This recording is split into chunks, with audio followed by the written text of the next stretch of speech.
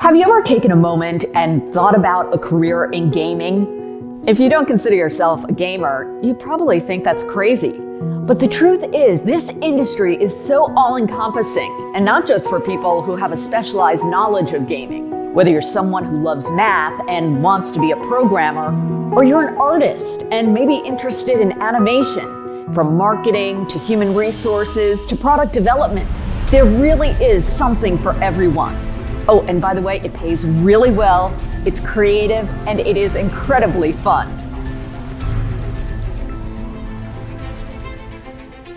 Mitu Kandekar is a professor of gaming at NYU's Game Center. She says she loves teaching undergrads the ins and outs of gaming, but what she is really thrilled by are the older adults she sees coming in for their masters in gaming. Our MFA program actually, has folks who've basically come from existing professional practices like other industries to retrain as a game designer. So we've had folks who are architects, we've had folks who are, economists, we've had folks who are playwrights, there's all kinds of different backgrounds. And I would say that all of those different types of backgrounds actually inform you really well as a game designer. For instance, there's a lot of similarities between theater and game design, actually, because you're thinking about how characters move in a space, for instance, right? And how a story is conveyed. She also has her entrepreneurship hat on as founder of Glow Up Games, a gaming startup led entirely by women of color. The startup recently claimed the top prize at the Pitch Perfect competition at the Wing. What we want to do is not only change the pipeline and inspire young girls to be game developers, but we also want to make sure that the industry is a better place for women when they get here. So how do women get here? And what exactly does here really mean? As Marianne Wilson of Facebook is quick to point out, gaming has evolved in extraordinary ways over the past few years, and so have the opportunities for job seekers. Gaming no longer is, the teenage boy in somebody's basement playing, first-person shooters, although that's certainly fine.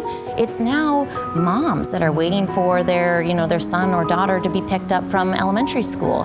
It's people on public transportation that have had a long, stressful day at work. It's professionals. It's really a wide range of people now that are turning to games to just kind of relax a little bit. And I think the evolution of that has really changed how we market games, how we make games, and how we consume games going forward. And that's where women come in. The thing is, there are so many career options that many people just don't know about. Jobs that don't specifically require technical skills. Heather Chandler has a great perspective on the industry. She's been in gaming for decades, having served as one of the original producers of the mega hit Fortnite. I have a career that spans over 20 years in the video game industry. I have worked on over 40 games on every platform imaginable. When I was growing up, I know that I was really interested in math, science, and art. I ended up getting a degree in art history in college because that's really where my passion was. And then when I graduated, I was looking for something that kind of fulfilled my need to have technology and art, and I happened to get an entry-level job at Activision. And when I was there, I had the opportunity to really see and understand how games were made, and I realized you didn't just have to be a programmer. You can be a producer, you can be an artist, you can be a designer, you can work in the marketing department. So if a woman is looking for something after she's been out of the workforce for a while, there are certainly lots of options to look at in the game industry. Heather's work over her career shows just how deep and life-changing a career in the gaming industry can be, not only for creators and players, but for communities as well. She speaks about a special gaming project she's worked on called Never Alone, which is near and dear to her heart. It focuses on the indigenous culture of Alaska. This was a 3D platformer game that we developed in partnership with the Cook Inlet Tribal Council up in Alaska. And the goal for them was to make a game that shared their Inupiat culture with the outside world. In Never Alone, players take on the roles of a young tribal girl and an Arctic fox in a puzzle that combines traditional stories, settings, and characters that have been handed down over generations.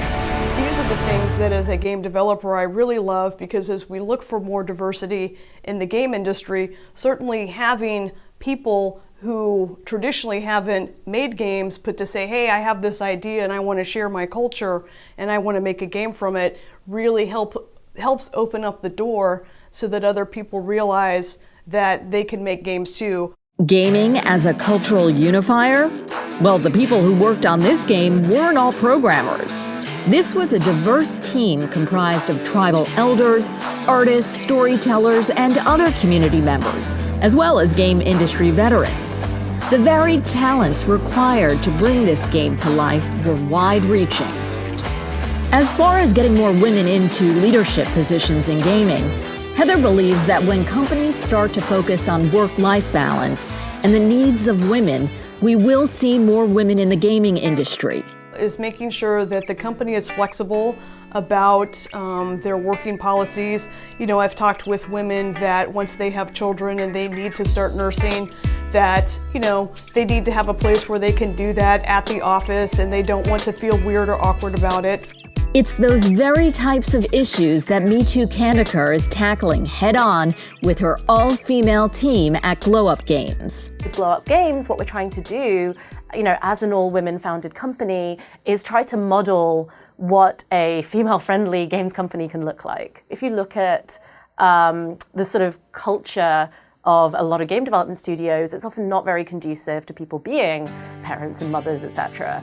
So, you know, one of the things is allowing flexibility and, you know, working from home. You know, we're mostly a remote team right now with a small base here in New York. Just fostering flexibility in terms of working practices is a really big part of it. The other part of it is really about the kinds of games that we choose to make. In the end, most women agree this will be a long-term effort, but one worth fighting for. It's just there's not very many of us, and we need to find more tools and more resources to allow us to communicate and connect with one another, whether that's through a lean-in circle, whether that's through a group or any kind of community that we build on Facebook or off.